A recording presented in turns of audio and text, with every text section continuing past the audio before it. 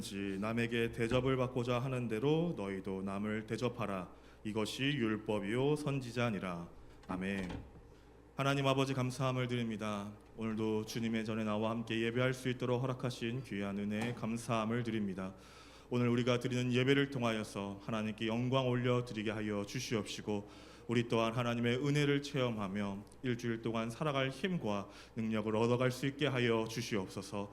또 사순절 기간입니다. 예수님을 더욱더 기억하며 예수님의 삶을 저희의 삶에서 살아갈 수 있는 시간 되게 하여 주시옵시고, 그렇게 살아가는 삶이 어떤 의미를 갖고 있고 어떤 의미가 있는지를 찾아가는 귀하고 복된 이번 사순절 되게 하여 주시옵소서. 모든 말씀 예수님의 이름으로 기도드렸습니다. 아멘.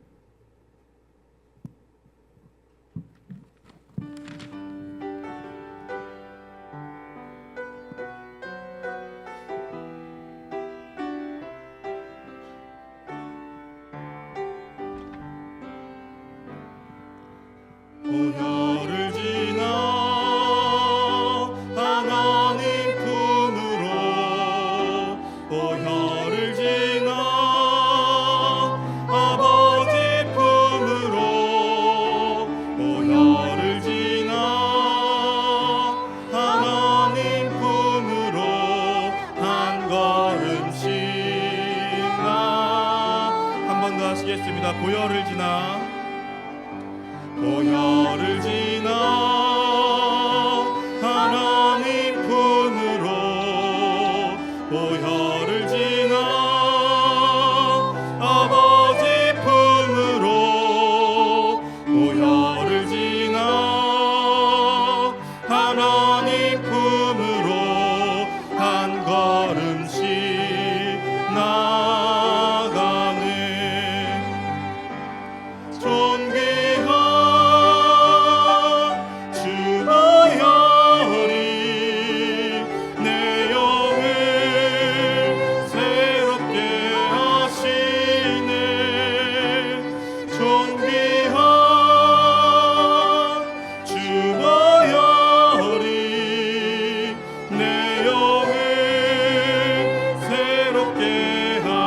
존귀한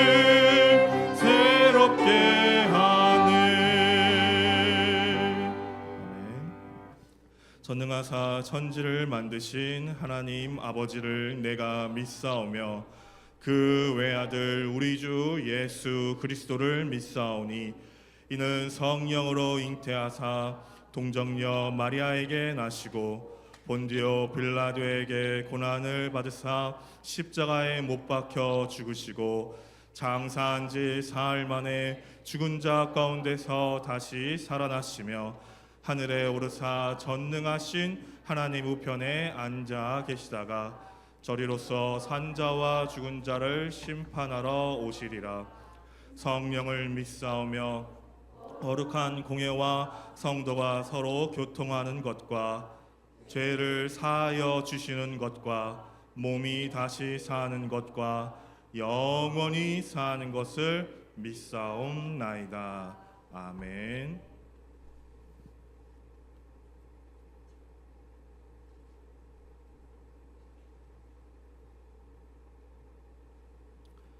너희는 마음에 근심하지 말라. 하나님을 믿으니 또 나를 믿으라.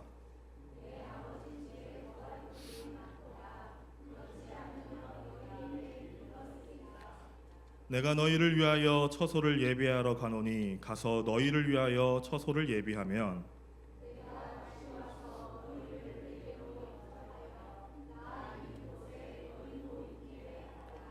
내가 가는 곳에 그 길을 너희가 알리라.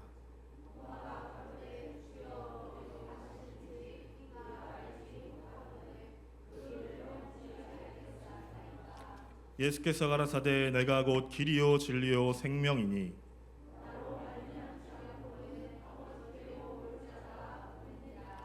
아멘.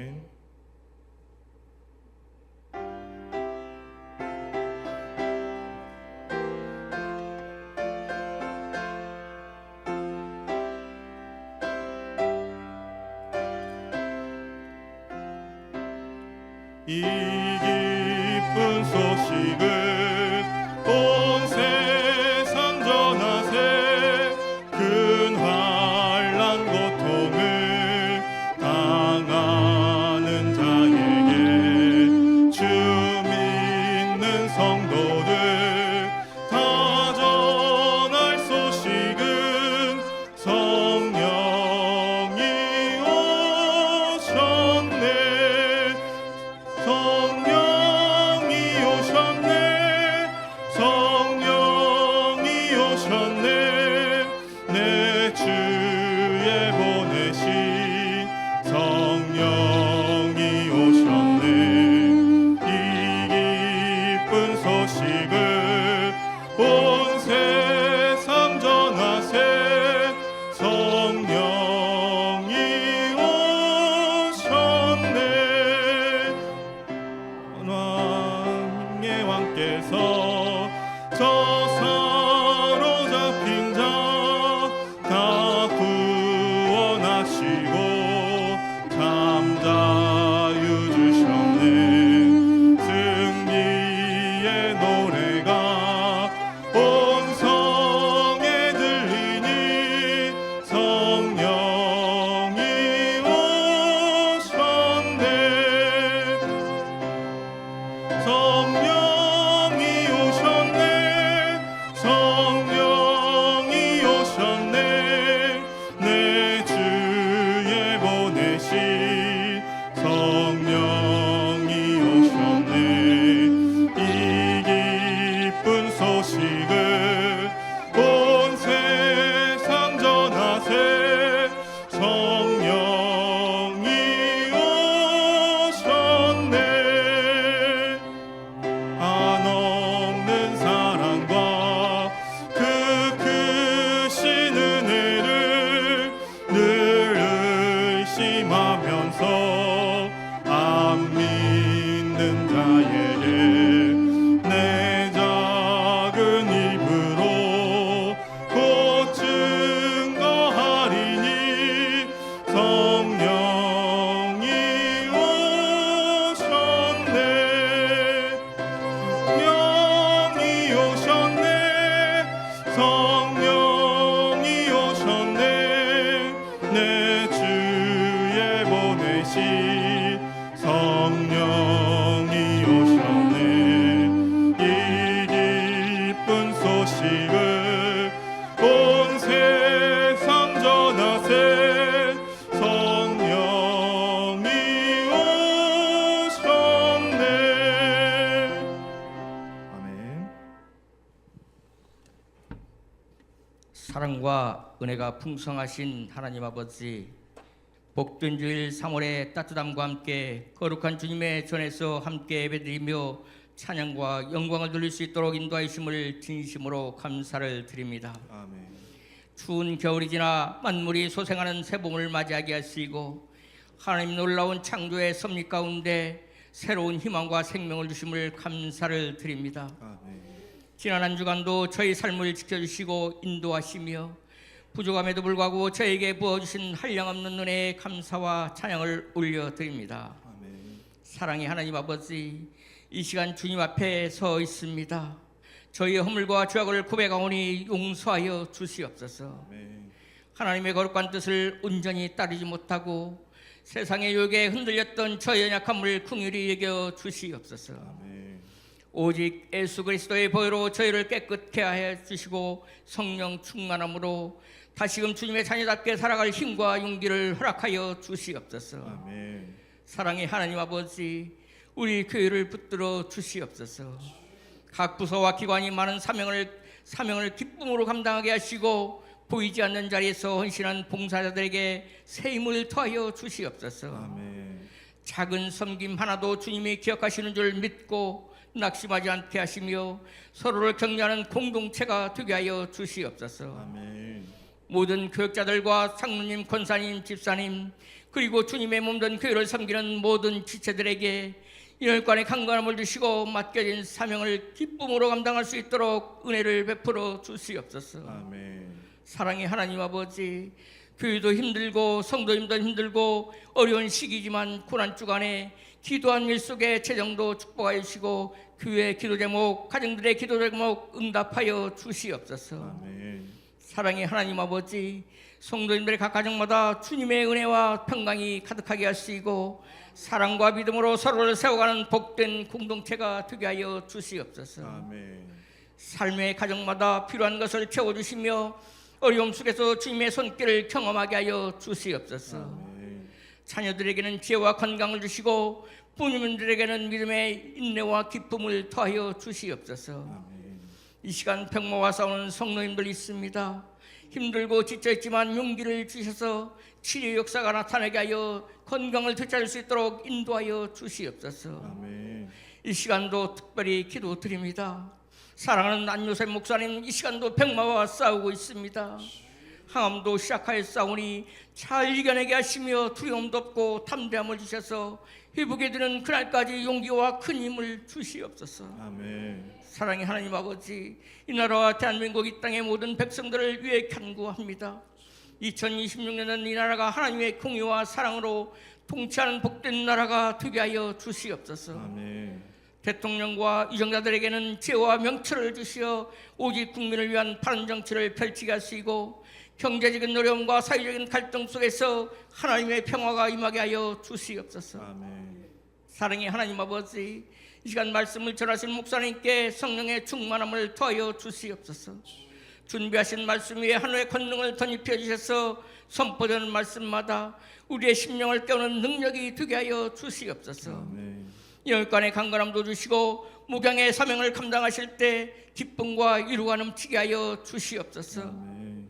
사랑의 하나님 아버지, 오늘 드린 예배가 온전히 하나님께 영광을 드게 하시고 찬양으로 봉사하는 성가대를 축복하여 주시고 아름다운 목소리로 주님께 영광 돌리는 성가대 위에 성령의 기쁜 감동을 더하시어 그 찬양이 주님 보좌에 상달되는 향기로운 제물이 되게 하여 주시옵소서. 아멘. 이 시간 찬양으로 봉사하는 장로님 집사님께 감사드리고 축복도 주시옵소서. 아멘. 여러 모양으로 이곳저곳에서 봉사하는 성도님들에게도 축복을 주시옵소서. 아멘. 한 주간을 기도하며 살아가는 우리 모든 성도님들이 되게 하여 주시옵소서. 아멘. 이 모든 말씀 사랑이 많으신 예수 그리스도를 감사드리며 기도드리옵나이다. 아멘.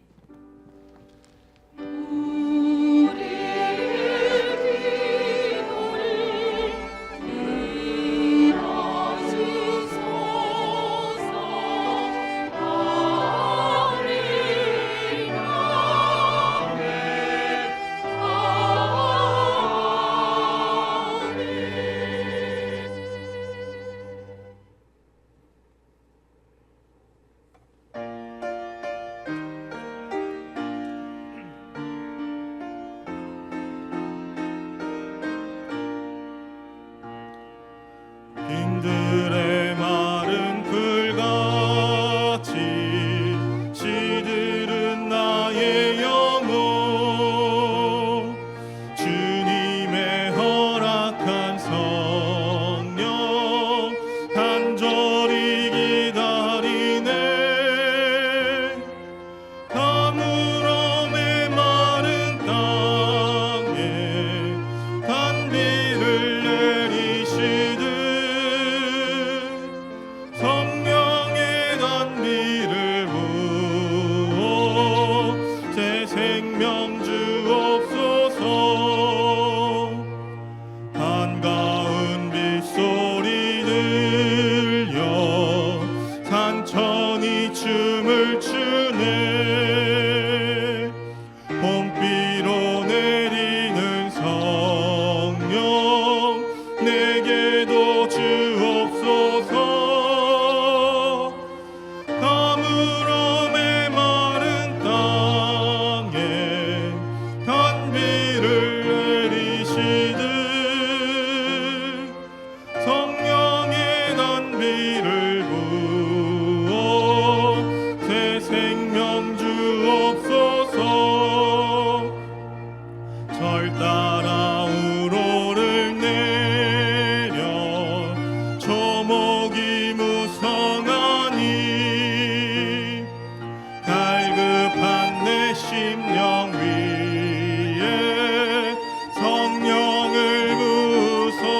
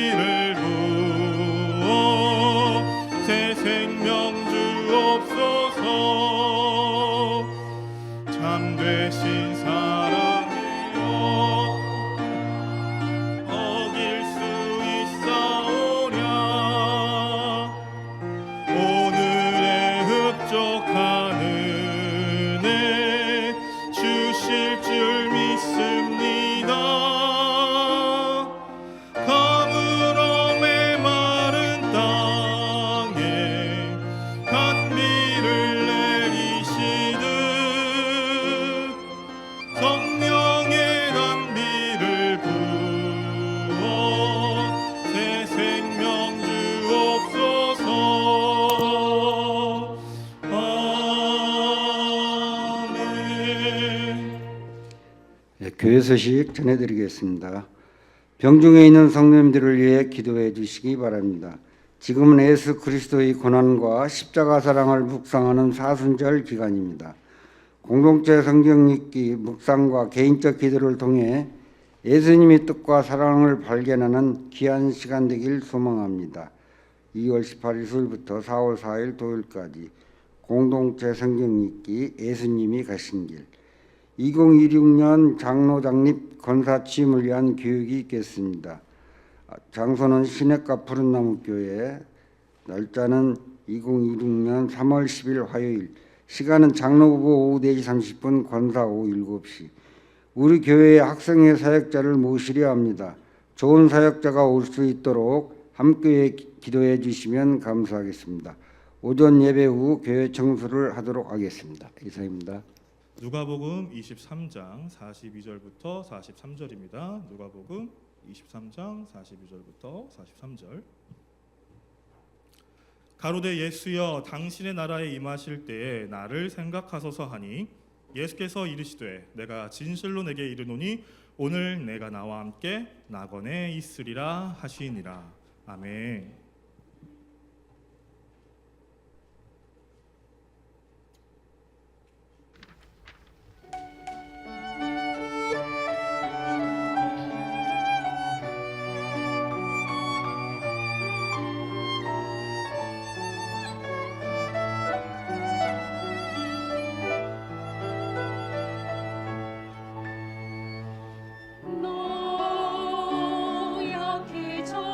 너약해졌으나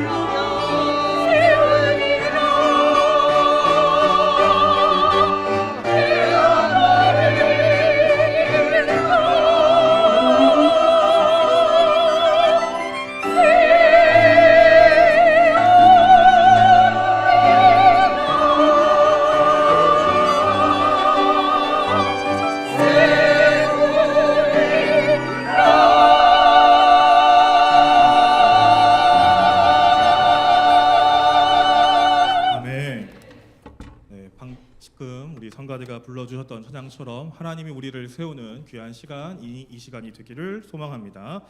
우리 함께 인사하겠습니다. 할렐루야. 하나님은 사랑합니다. 사랑합니다. 네, 오늘 말씀의 제목은 사순절을 낭만적으로 보내야 하는 이유입니다. 여러분, 그 시절이라고 하는 그 어떤 순간을 생각하면 그땐 진짜 낭만적이었어라고 생각하는 그런 때들이 다 있으셨을 겁니다. 제가 엊그저께 한 청년과 대화를 나누던 중에 그 낭만의 시대에 대한 얘기를 좀 나눴는데, 그때는 어땠냐면요, 그 초등학생들이 집에 왔는데 집에 부모님이 안 계시면 그냥 옆집을 두드립니다. 옆집을 두드리면 옆집 아주머니가 문을 열어주시고 거기서 놀고 먹게 해줘요. 아무 이유 없이 옆집에 산다는 이유 하나만으로. 그러다가 부모님이 오시면은 쫄래쫄래 다시 자기 집으로 돌아가고, 그리고 그 아이의 어머니가 맛있는 음식이나 이런 것들이 있을 때 옆집에 드리는 이런 문화들이 굉장히 많이 있었습니다. 이걸 저도 경험을 했는데, 저희 교회가 여기로 올라오기 전에 그 대방동에 있었을 때에 그 저희 교회 근처에 그 세 분의 그 장로님, 권사님, 집사님들이 계셨어요. 한 분은 이제 제가 정말 유난히 기억나는 가정이 이제 이현수 권사님네 가정이었는데, 그 골목에 있었거든요. 근데 항상 제가 되게 많이 놀러 갔던 기억이 많이 나요. 그 약간 2층쯤에 있었는데 거기 가서 그냥 심심하면 가가지고 같이 애들하고 놀고 막 장난감 가지고 놀고 했던 기억들, 그리고 항상 저희가 가면은 뭔가 맛있는 걸 주시고 시원한 거를 주셨던 그런 기억들이 있습니다. 또 우리 오존천 장로님네 가정에도 그 같이 가가지고 비디오도 보고 막 그랬던 기억이 나요.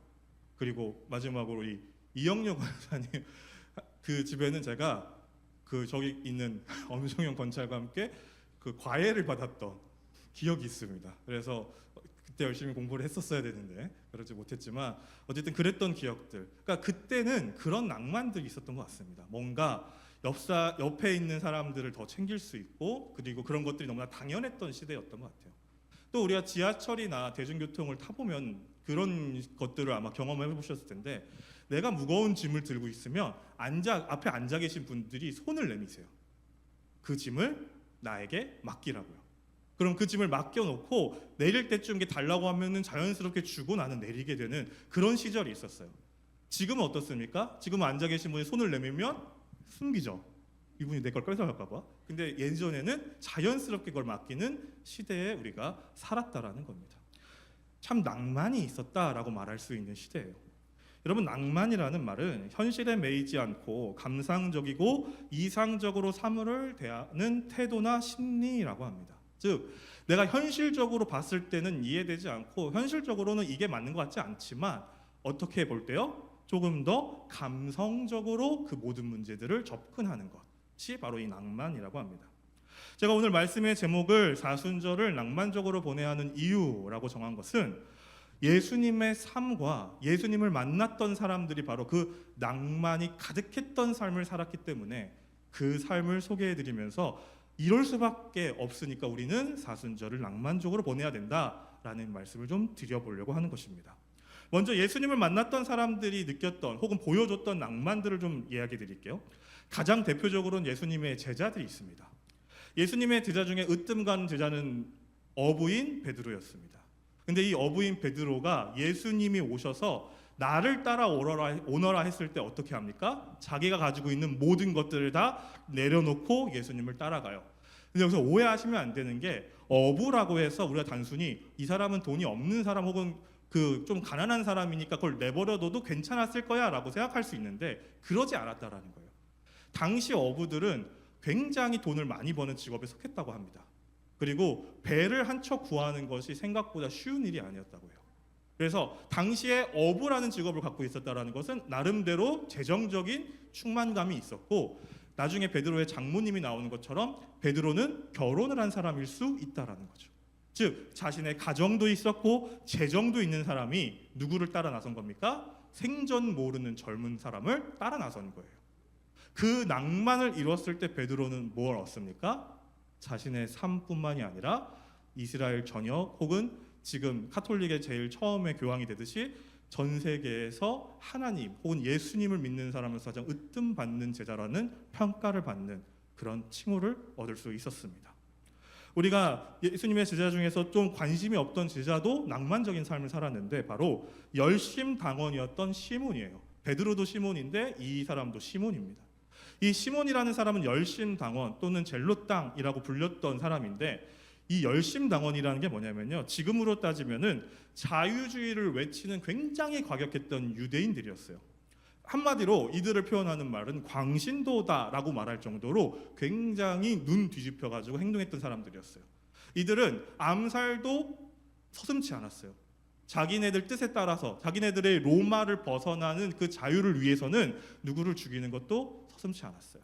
그 중에 한 명이 누구였다는 겁니까? 바로 이 시몬이었다는 거예요. 이 사람이 예수님을 따랐던 이유는 예수님이 보여줬던 기적들을 통해서 이 사람을 따르면 내가 꿈꾸던 그 자유를 누릴 수도 있겠다 해서 처음엔 제자가 되지 않았을까 학자들은 이야기합니다.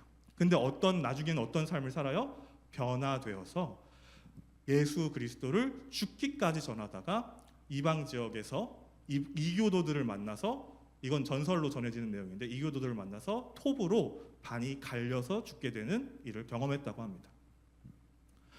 우리가 봤을 때는 참 어리석어 보이는 부분이지만 이들은 예수 그리스도를 만남으로 가장 자기들이 생각할 때 낭만적인 선택을 했다라는 거예요. 예수님의 제자뿐만이 아니라 우리가 잘 알고 있는 수많은 사람들이 이런 낭만적인 일들을 선택하는데 삭개오가 자기 재산을 모든 사람들에게 내려놓는 것도 굉장한 낭만이었고요. 또 예수님 발 아래 자기가 갖고 있는 전 재산인 향유를 부은 여인도 굉장히 낭만적이었다라는 겁니다. 이들은 어떤 현실적 가치를 따져서 예수님께 그런 행동을 한 게 아니었기 때문에 우리가 이 모습들을 낭만적으로 바라볼 수 있게 된다라는 거예요. 예수님이 그럼 보여주신 낭만은 무엇일까요? 예수님을 만난 사람들이 예수님을 통해서 이런 낭만을 느끼고 낭만적인 행동을 했다면 예수님이 그런 행동을 하게 만들었던 사람이었기 때문에 그런 행동을 했다라는 거잖아요.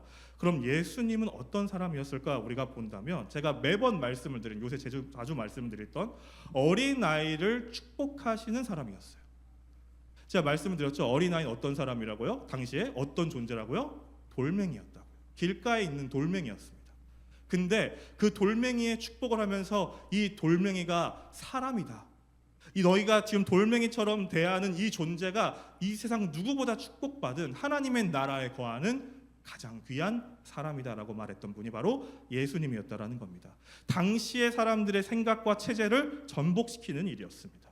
또 뭐가 있었냐면 세리들, 가난한 사람들, 병든 자들, 죄인들과 함께 하신 게 누구였습니까? 예수님이었어요. 여러분, 왜 이들과 함께 하면 안 됐냐면요, 당시에 부정한 사람들과 함께하면 누가 부정한 거냐면 그 함께했던 사람 또한 부정한 사람이 되었어요. 그럼 이 부정한 사람들이 다시 정해지려면 필요한 시간들이 있었는데, 가장 대표적으로 제가 민수기 19장 11절 말씀을 잠깐만 읽어드리면, 나오는 내용 하나만 소개시켜드리면, 사람의 시체를 만진 자는 7일 동안 부정을 합니다. 그러니까 만진 것만으로 나는 부정한 사람이에요. 7일 동안. 그럼 이 부정한 사람이라는 건 뭐냐면 성 밖에 있어야 되는 사람이라는 거예요. 성 안으로 들어오면 안 돼요. 예루살렘 성 안에 들어올 수 없는 사람이에요. 예배도 드릴 수 없는 사람이에요. 왜냐하면 부정한 사람이니까. 그럼 이 부정함이 정해져야 되잖아요. 그럼 정해지려면 어떻게 해야 되냐면 3일째 되는 날 물에다가 재를 섞은 물을 마시고 7일째 되는 날 다시 한번 마셔서 정함을 얻고 나서야 다시 성전으로 들어갈 수 있었습니다. 이 말은요, 그 병든 사람 혹은 아까 말씀드렸던 사람들은 어디에 거할 수 없었다라는 거예요. 애초에 성에 거할 수 없었다라는 거예요. 애초에 예배를 드릴 수 없었다라는 겁니다. 그런 자들 곁에 누가 있었다라는 거예요? 예수님이 계셨다라는 겁니다. 당시에 체제가 완전히 뒤바뀔 수밖에 없는 일을 예수님께서 하셨다라는 겁니다. 또 있습니다. 우리가 너무나 잘 알고 있는 예수님이 제자들의 발을 씻긴 사건인데요. 스승이 제자의 발을 씻긴다. 와, 너무 놀랍고 위대한 일이다. 혹은 너무 겸손한 일이다. 우린 이렇게만 생각하시잖아요. 근데 당시 상황에서는 이게 굉장히 위험한 일이고, 그리고 사람들의 평가 속에서 너무나 해서는 안 되는 일이었어요. 왜냐면요, 여러분 이스라엘 문화에서는 그 손님이 우리 집에 오면은 그 손님의 발을 씻겨주는 문화가 있었다고 합니다.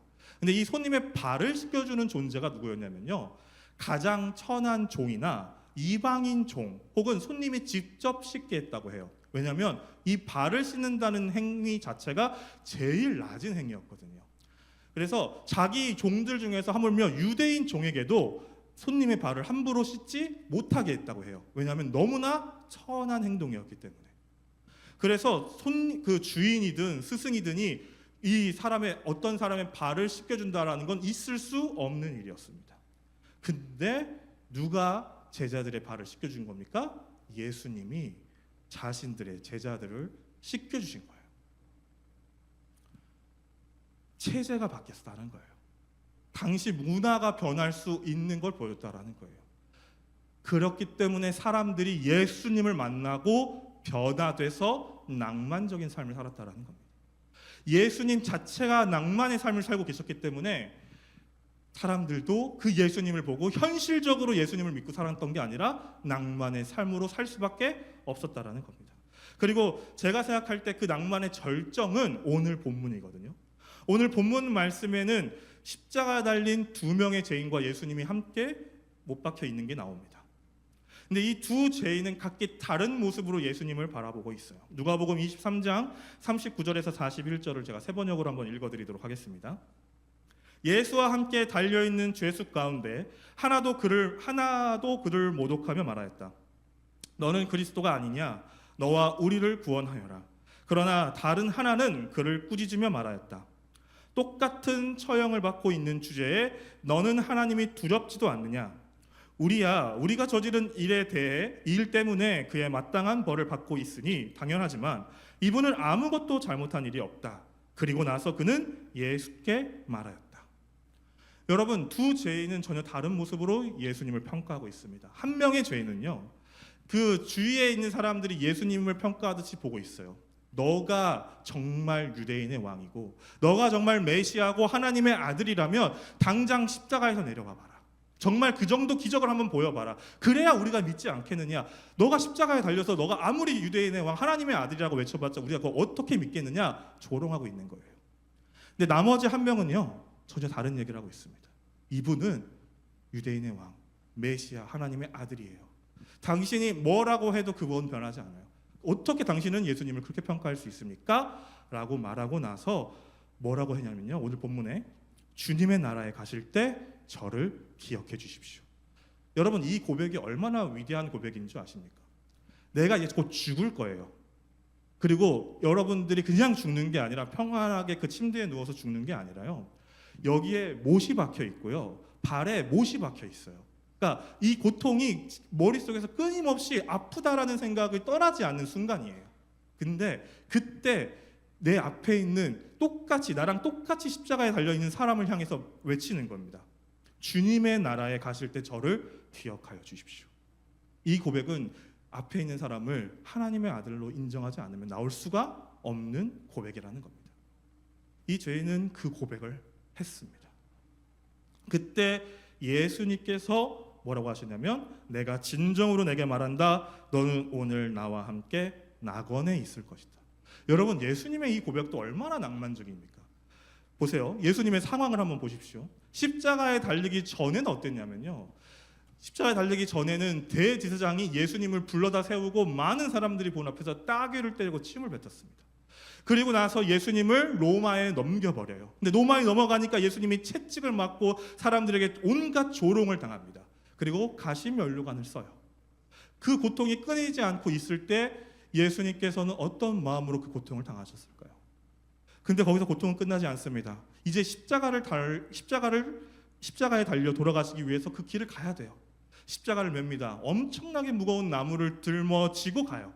근데 그걸 메고 갈 때 그냥 조용히 갔으면 참 좋겠는데 예수님을 구경하는 수많은 사람들이 조롱하기 시작합니다. 너가 정말 하나님의 아들이라면 이걸 벗어나 봐라. 너가 여태까지 우리를 속였다. 이 거짓말쟁이야. 조롱하고 침을 뱉는 겁니다. 그 온갖 모욕을 당하고 십자가에 갔을 때는 이제 옷 모두를 벗겨버려요. 우리가 이제 보통 생각할 때는 예수님이 하얀 천 같은 걸 쓰고 있다고 생각하지만 아니거든요.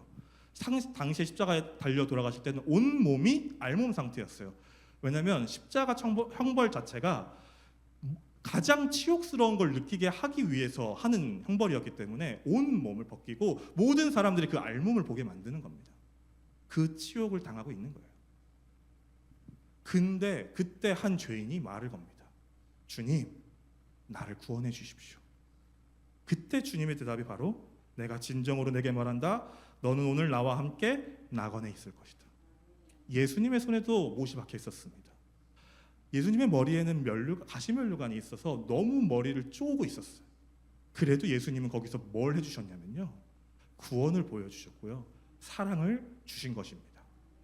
이만큼 낭만적인 얘기가 어디 있겠냐는 거예요. 저는 오늘 우리가 이 낭만의 예수님을 이 사순절을 통해서 기억할 수 있었으면 좋겠습니다. 여러분, 하나님은요 얼마나 우리의 그 낭만의 절정을 계속 보여주시는지 몰라요. 예수님이 이 땅에 오신 것 자체가 이미 말도 안 되는 낭만의 삶인 거예요. 로마서 5장 8절을 보시면 우리가 아직 죄인 되었을 때 그리스도께서 우리를 위하여 죽으심으로 하나님께서 우리에 대한 자기의 사랑을 확증하셨느니라 라고 말합니다. 여러분, 예수님을 보내주신 것이 그냥 우리가 말을 잘 들어서 그래 이제 너네가 말을 잘 들었으니까 내가 너네를 구원해 줄 게가 아니었다라는 거예요. 말을 듣지 않는 이미 죄인이고 하나님과 관계가 끊어졌지만 누가 이 죄인들을 사랑해서요? 창조자가 만든 사람이 피조물을 너무나 사랑해서 너무나 가엽게 여겨서 나의 아들을 보낸 사건이 바로 하나님께서 예수님을 이 땅에 보내신 사건이라는 겁니다. 하나님의 사랑은 낭만이라는 말로 표현하지 않고는 설명할 수 없다라는 거예요. 아무리 생각해도 이성적으로는 생각할 수 없는 부분이라는 겁니다. 저는 오늘 우리가 이 창조주이신 하나님의 사랑을 받은 존재라는 것을 기억하면서 사순절을 지냈으면 좋겠어요. 아, 그렇구나. 우리는 하나님과 가까워질 수 없었지만 창조주이신 하나님께서는 우리를 위하여서 자신의 아들까지 보내시는 그 사랑의 절정을 보여주신 그 증거가 지금 내가 하나님께 앉아있는 이 순간이구나 라는 걸 깨달으면서 예배를 드리시고 사순절을 지내시면 좋겠습니다. 그러면 이 사순절이 그냥 보내지진 않을 겁니다. 이 사순절이 낭만의 사순절이 되면 이 순간을 그냥 흘려보낼 수는 없게 될 거예요. 그러면 사순절을 낭만 있게 보내려면 어떻게 해야 될까요? 두 가지가 필요합니다. 여러분들이 성경을 이번에 공동체 성경을 읽으면서 분명히 들어오시는 내용들은 있을 거예요. 각자 개인적으로. 근데 이걸 쭉 보시면은 예수님께서 굉장히 크게 두 가지를 강조하고 계시다라는 걸 알 수 있어요. 첫 번째는 사랑이에요. 예수님은 끊임없이 우리에게 사랑을 말씀하십니다. 그리고 두 번째는 낮아짐입니다. 예수님께서는 이 사랑과 낮아짐을 통해서 우리에게 끊임없이 진짜가 무엇인지를 말씀해 주고 계세요. 진짜 하나님의 역사와 하나님의 나라와 하나님의 뜻이 무엇인지를 우리에게 말씀해 주고 계세요. 그리고 이 두 가지를 갖추었을 때 우리는 사순절을 낭만 있게 살 수 있습니다. 제가 오늘 예화를 몇 개 준비하려고 했으나 예화를 드리지 않는 이유는 제가 또 울까 봐예요. 제가 혹시나 또 울면은 매주 우는 목사가 될까 봐 제가 예화는 준비하지 않았고요. 다만 제가 이번 주 금요일 날 이 낭만이 삶이 뭔지에 대해서 영상을 만들었거든요. 그래서 혹시 낭만적인 삶이 뭐야? 라고 궁금증이 드신다면 금요 예배를 한번 보시기 바랍니다. 그러면 제가 세 가지 낭만적인 예화를 들었어요. 그들은 그러지 않아도 돼요. 근데 그 선택을 했어요. 그게 하나님의 나라라는 거예요. 그게 예수님이 이 땅 가운데 보여주셨다는 거예요. 예수님의 전적인 그 행동들은 다 이 땅의 룰로는 이해되지 않고 설명되지 않지만 하나님의 나라의 룰로는 가장 합당한 일이었다라는 겁니다. 그것을 우리에게 가르쳐 주셨다라는 거예요. 너희가 이 땅 가운데 하나님의 나라의 룰로 살아가라고. 오늘 우리가 이 사순절을 그 낭만을 가지고 그 뜻을 가지고 그 사랑을 가지고 그 낮아짐을 가지고 살아갈 수 있는 우리 동작중앙교회가 되길 간절히 소망합니다. 우리 함께 찬양하시겠습니다.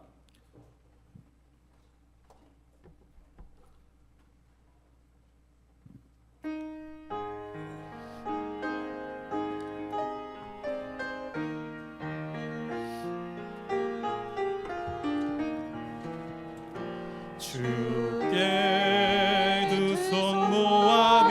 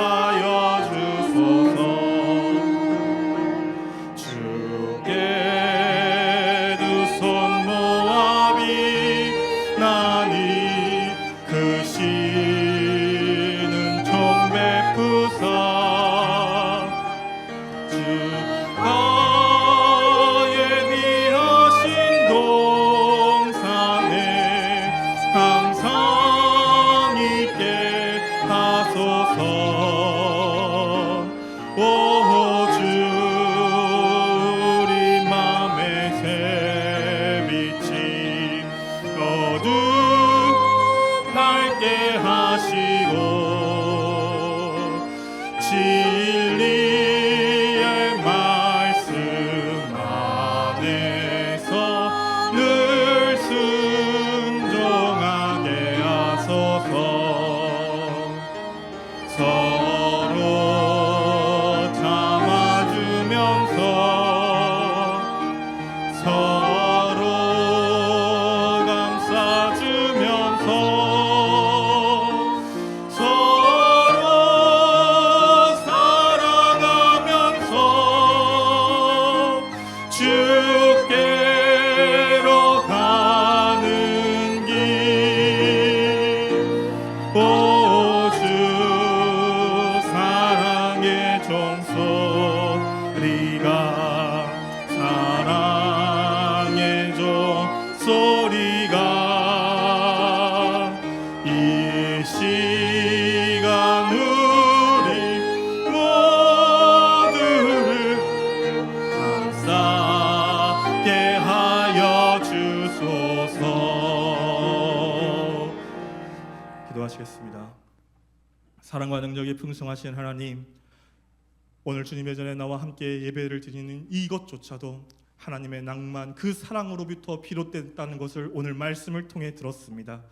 하나님이 우리를 사랑해 주시지 않았다면, 하나님이 우리에게 손을 내밀어 주시지 않았다면 우리는 하나님을 볼 수도 가까이 갈 수도 없는 존재인데도 하나님은 우리를 사랑하셔서 죄인인 자리에서 우리를 일으켜 세워주시고 하나님의 나라로 함께 갈 수 있게 하여 주셨습니다.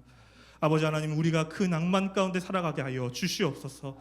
그리고 이 낭만을 받은 우리는 우리만 그 낭만에 거하는 것이 아니라 이 땅 가운데 아직 그것을 누리지 못하는 자들에게 예수 그리스도가 보여주신 그 방법으로 낭만을 전하는 사람들 되게 하여 주시옵소서. 우리의 사순절이 그런 시간 되게 하여 주시고, 우리가 사순절이 끝나 부활의 주님을 축하할 때에 나만 부활의 주님을 축하하는 것이 아니라 우리 가정이, 우리의 이웃들이 모두가 다 함께 하나님께 나와 하나님께 영광 올려드리며 예수님의 부활을 축하할 수 있는 동작 중앙교회 되게 하여 주시옵소서. 지금은 우리 주 예수 그리스도의 크신 은혜와 우리 아버지 하나님의 지극하신 사랑하심과 성령님의 감화 감동 인도 교통 축복하심이 오늘 이 자리에 참석한 모든 성도님들 머리 위에 이제로부터 영원토록 함께 하시길 간절히 축원하옵나이다. 아멘.